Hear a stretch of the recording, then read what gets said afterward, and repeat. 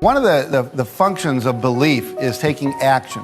We did a survey of about 2,000 top entrepreneurs, and we noticed that one of the things that people who win in that world have is a bias for action.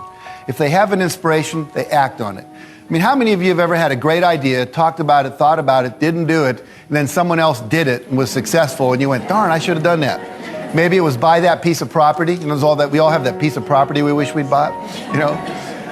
Anyway, so we're going to be looking at the idea that taking action is part of law of attraction. See, a lot of people think you can just sit in your room, meditate, visualize having the perfect car, the perfect house, the perfect relationship, and then it'll kind of just come to you. And I always say, unless you live at the bottom of a hill where there's a road, it's probably not going to be a Cadillac show up in your living room. So think about this. The last 6 letters of the word attraction spell what? A-C-T-I-O-N, action. If you're going to be successful in creating the life of your dreams, you have to believe that you have the right stuff and that you're able to pull it off. Now, whether you call it self-esteem, self-confidence, or self-assurance, it's a deep-seated belief that you have what it takes, the abilities, the inner resources, the talents, and the skills to create your desired results. Now, believing in yourself is simply an attitude. Believing in yourself is a choice. You have to choose to believe that you can do anything you set your mind to, anything at all, because in fact you can. It might help you to know that the latest brain research now indicates with enough positive self-talk and positive visualization combined with proper training, coaching, and practice, anyone can learn to do almost anything. Now, I've interviewed thousands of successful people, and almost every one of them has told me I was not the most gifted or the most talented person in my field, but I chose to believe that anything was possible. And because of that, I studied, I practiced, and I worked harder than the others, and that's how I got to where I am.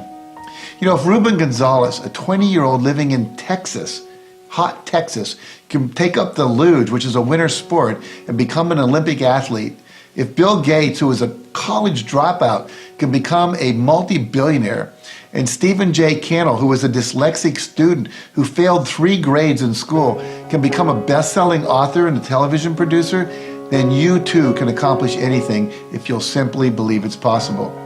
So make the decision right now to believe that you create all of your experiences because you do.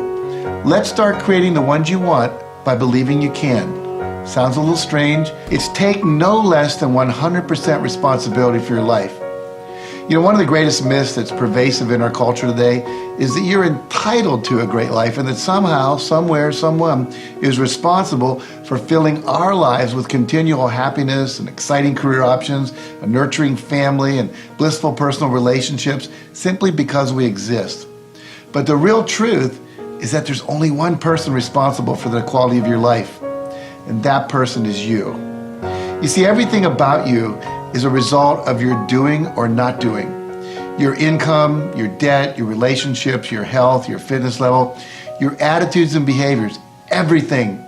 That person you see when you look in the mirror is the chief architect in your life.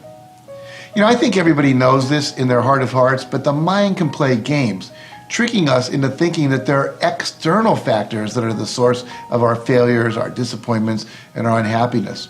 But the truth of the matter is that external factors don't determine how you live. You, and only you, are in complete control of the quality of your life experience. Successful people take full responsibility for the thoughts they think, the images they visualize, and the actions they take. They don't waste their time and energy on blaming and complaining. They evaluate their experiences and decide if they need to change them or not. They face the uncomfortable and they take risks in order to create the life that they want to live. If you want to know how to decide if a career opportunity is a good one, there are several things you have to take into consideration. Number one, does it make your heart sing? The number one feedback system that you are given at birth is joy. If you're not experiencing joy as you think about doing something and as you pursue doing it, then it's off course for you. You also want to put your rational mind to work. You want to do some due diligence. Ask other people who've gone down that road before. What was it like? What did they have to do? What were some of the costs of that path? What were some of the payoffs and the benefits? And really get a sense of what it would be like to do that. Sometimes you can go and do an internship internship, or you can work for a friend in their restaurant just to see if you like it, because often the fantasy doesn't match the reality. And the other thing is to simply trust yourself. You know deep inside what's true for you. And if you'll take a few minutes and go inside, we call it meditation, and just ask and sit with the question and see what kind of feelings come up. Does this feel right? So do all the rational research, but then ultimately bring it back into your heart and decide, does this feel good for me? And if it makes sense up here and it feels good, then step into it.